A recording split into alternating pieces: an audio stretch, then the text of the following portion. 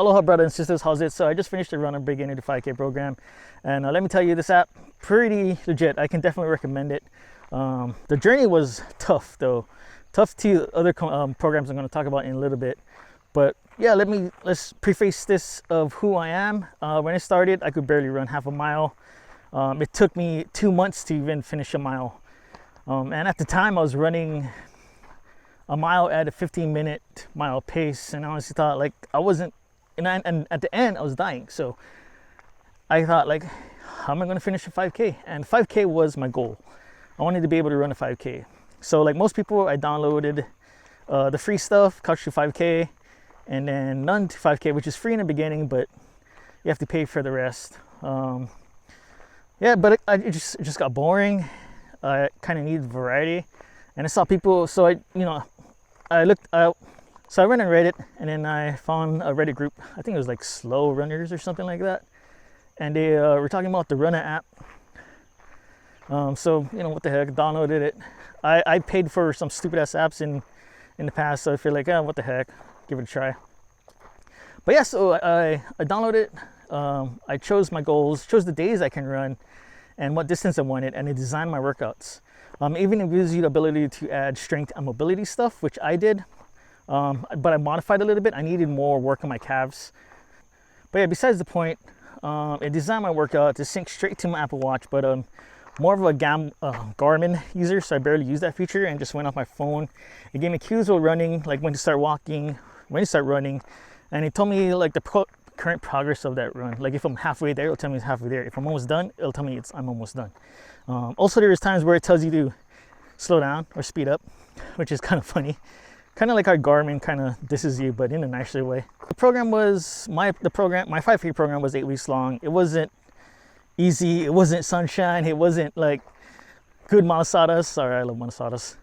Some of the warm-ups itself seemed overwhelming. I did fail a few of the workouts. I had to redo ones that required distance. So there's one workout where I had to do 1.2 mile repeats, and then there's another workout where you have to do 0.95 mile runs for 3 times. Those runs I could barely get through like the first round. Yeah, no excuses. So I did have to take a few days off. I think I took 4 days off for the 0.95 mile intervals and redid it. I think when I redid it, and I was able to complete it. So even though the app, well, it's more so because you set the days, but there's days where you need to kind of go off the script and rest more than the app says to rest. So yeah, I guess just one thing to keep in mind. I mean, you got to listen to your body anyways, right? So, but yeah, guys, so like after those runs, those hard runs, like it was pretty discouraging. Definitely make me want to quit, but I kept telling myself to put in the work. And even when I fell, I'm still doing better than I did the day before. So I was just trying to get myself in that mindset. And the one thing, I guess, that I recommend doing is find your why. My why is so I can give my daughter my everything. I have a newborn, and I want to be able to play with her, want to be able to do. But yeah, I guess I just want to be able to take my daughter hiking and fishing. That's important to me because I was such an outdoors person, and then I gained all this weight. I want to be I want to be at least fit enough to do these things for my daughter. Her mom, my daughter's mom is super athletic, so yeah, I have to prepare myself for that. Yeah, sorry, so the sun just came out, so it's super bright. But yeah, as I practiced the runs, I did notice overall my cardio was getting better. It's just the pains, my muscle issues, my joint issues, that was the limiting factor. But I was super stoked on my cardio. It was good to see that I wasn't dying when I was doing these runs. It's just my body was getting sore.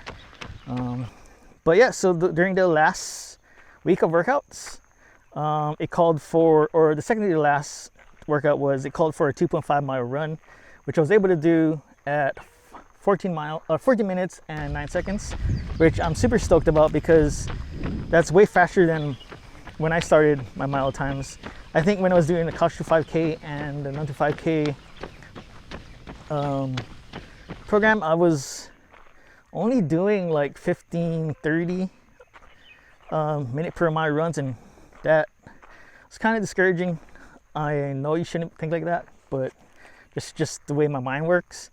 But yeah, so those two programs I definitely recommend if you just never ran before ever in your life,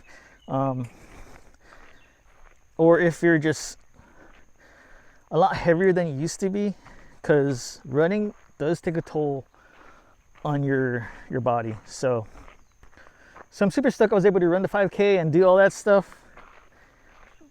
But yeah, guys, so definitely recommend the app. The thing I do recommend is to listen to your body, though.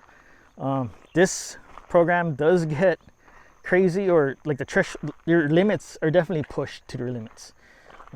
But I needed that. I like speed workouts for some stupid reason. I'd rather do speed workouts than long runs. So yeah, guys.